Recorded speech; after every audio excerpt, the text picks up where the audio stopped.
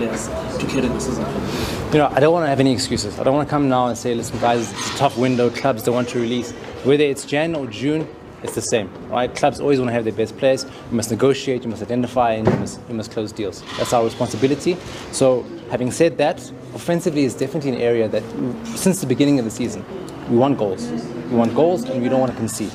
So I think that's the one position most clubs every year, internationally, locally, are always looking to get a competitive advantage. So we're definitely looking up front. We're looking at attacking options, like I said, having created all the chances that we've had, having played the offensive football that we have had, with only signing one attacking player. It bears testament to a lot of good work on the ground, good work by the technical staff. It's quite obvious that patterns of play and how we approach the game is very offensive, and it shows a lot of improvement from last year. The conversion rate has been a challenge, right?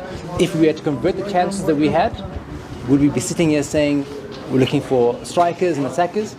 We probably still would, because as a big club you want to be competitive. So we are looking, and we're trying to see how we can assist the technical staff as best we can.